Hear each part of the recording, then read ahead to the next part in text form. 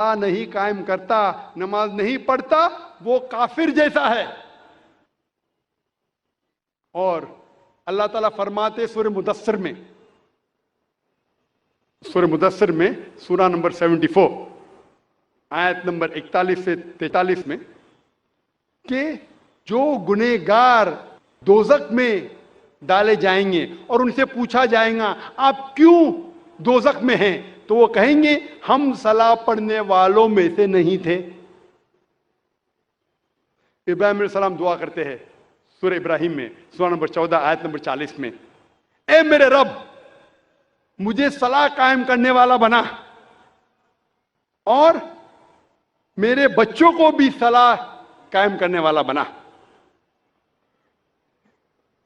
قرآن مجید میں دعا ہے سورہ بقرہ میں، سورہ نمبر 2 آیت نمبر 201 میں، ربنا آتینا فی الدنیا حسنتوں وفی الآخرتی حسنتوں قنا عذاب النار، اے رب ہمیں اچھے چیز دے، ہمیں کامیابی دے اس دنیا میں اور آخرت میں، اور ہمیں دوزخ کی آگ سے بچا۔ تقریر ختم کرنے کے پہلے اور قرآن کی آیت تلاوت کرنے کے پہلے میں پھر سے ایک شاعری کہوں، میری زندگی کا مقصد ہے تیری دین کی سرفرازی، میری زندگی کا مقصد ہے تیرے دین کی سرفرازی، میں اسی لیے مسلمان، میں اسی لیے نمازی۔ لیکن پھر بھی اس آیت کے مقابلے میں شاعری پھیکی ہے۔ اللہ تعالیٰ فرماتے ہیں سورہ انعام میں، سورہ نمبر 6 آیت نمبر 162 اور 163 میں، کل ان صلاتی و نسکی و محیای و مماتی للہ رب العالمین وبذالک امرت وانا اول المسلمین، کہو کہ میری صلاح، میری قربانی، میری زندگی، میری موت صرف اللہ کے لیے ہے اور اس کا کوئی شریک نہیں، اور میں ان میں سے ہوں جو سب سے پہلے اللہ کو سجدہ کرتا ہوں اور کہتا ہوں کہ میں مسلم ہوں۔ وآخر الدعوانا الحمدللہ رب العالمین۔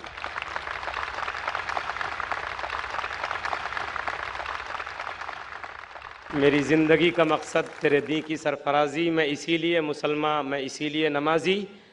یہ تھے ڈاکٹر ذاکر نائک صاحب، جو نماز یعنی صلاح کے جسمانی، روحانی اور طبی فوائد آپ کے سامنے قرآن و حدیث اور سائنس کی روشنی میں بیان فرما رہے تھے۔ ہم بہت ممنون ہیں ان کے۔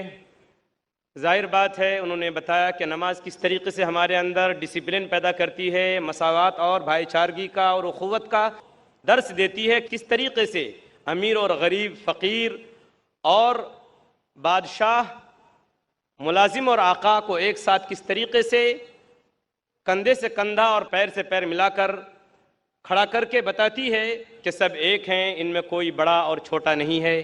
آ گیا عین لڑائی میں اگر وقت نماز، قبلہ رو ہو کے زمیں بوس ہوئی قوم حجاز، ایک ہی صف میں کھڑے ہو گئے محمود و ایاز، نہ کوئی بندہ رہا نہ کوئی بندہ نواز، بندہ و صاحب و محتاج و غنی ایک ہوئے، تیری سرکار میں پہنچے تو سبھی ایک ہوئے۔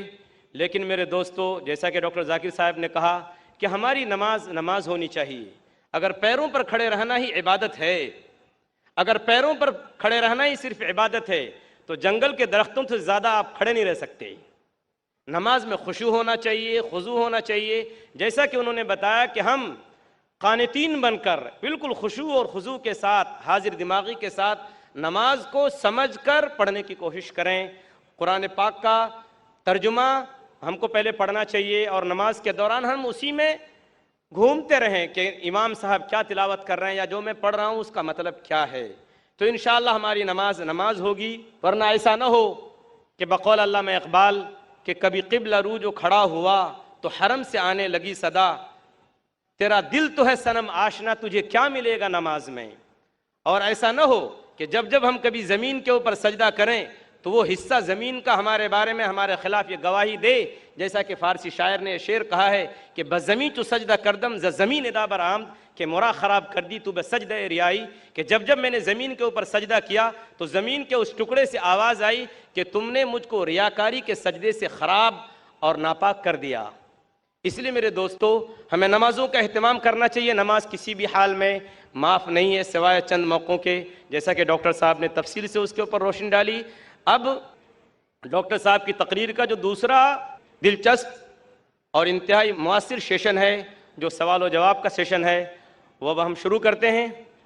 سوال و جواب کو شروع کرنے سے پہلے چند باتوں کا دھیان رکھنا تمام بھائیوں اور بہنوں کے لیے ضروری ہے۔ سب سے پہلی بات تو یہ ہے کہ سوال کرنے والا اپنا نام اور پروفیشن یعنی جو پیشہ ہے وہ ضرور بتائے۔ سوال مختصر ہو، کوئی لمبی چوڑی گفتگو اور بات چیت نہ ہو۔ سوال خاص طور پر اگر مسلمان بھائیوں اور بہنوں کو سوال کرنے کا موقع ملے تو ان کا سوال عنوان کے مطابق ہونا چاہیے، جیسا کہ آج کی تقریر کا عنوان ہے ڈاکٹر صاحب کی، صلاح، ہدایت اور رہنمائی کا راستہ۔ ہمارے غیر مسلم بھائی اور ہماری غیر مسلم بہنیں، ان کو اجازت ہوگی کہ وہ اسلام کے بارے میں کوئی بھی سوال ڈاکٹر صاحب سے کر سکتے ہیں۔ اسی کے ساتھ ساتھ میں گزارش کروں گا تمام سوال کرنے والے بھائیوں اور بہنوں سے کہ کوئی فقہی سوال نہ کریں اور اختلافی سوال نہ کریں۔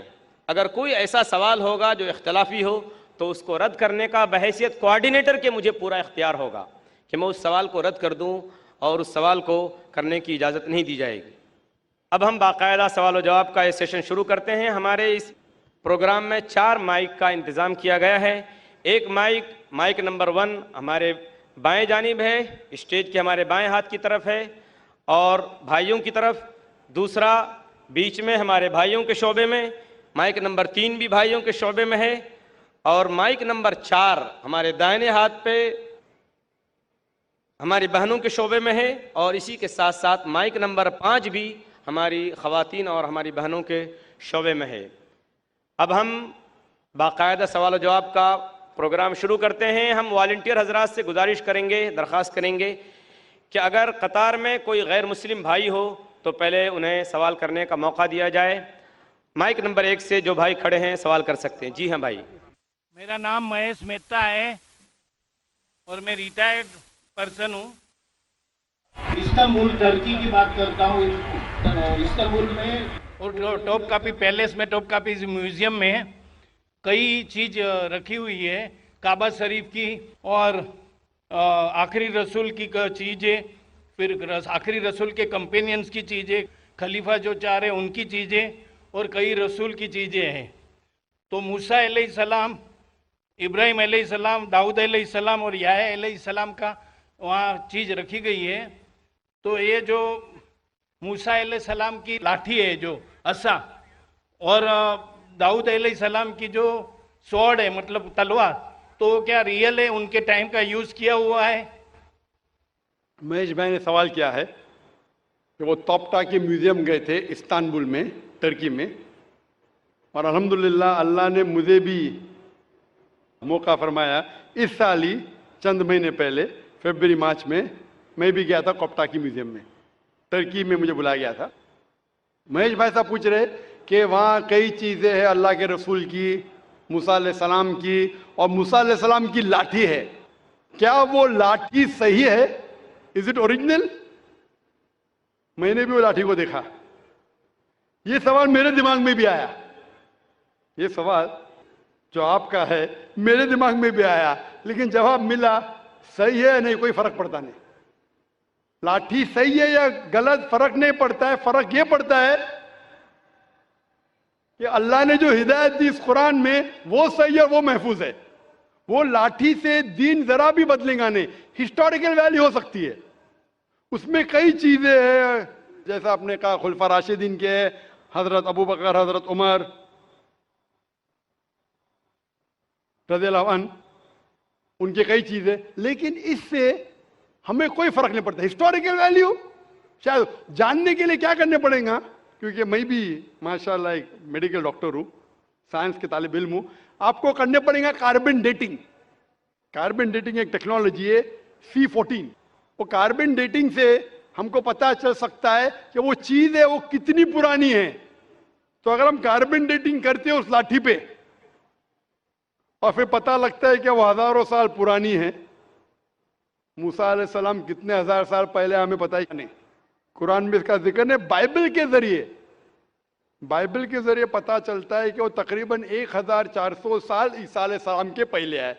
عیسیٰ علیہ السلام تقریباً 2000 سال پہلے آئے، تو بائبل کے مطابق موسیٰ علیہ السلام 3400 سال پہلے آئے، لیکن قرآن میں اس کا ذکر نے کون سے دور میں آئے؟ اور اگر بائبل کا حوالہ لیں گے تو سائنٹیفکلی میچ ہوتی ہی نہیں، کبھی فلڈ آیا کبھی ایجپٹ ہے، ان سائنٹیفک ہے۔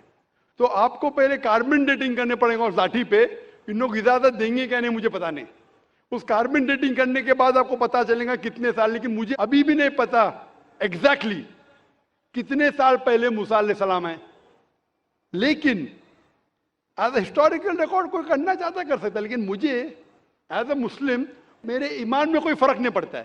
موسیٰ علیہ السلام کا جو ذکر قرآن مجید میں وہ صحیح ہے، اور جو ہدایت جو موسیٰ علیہ السلام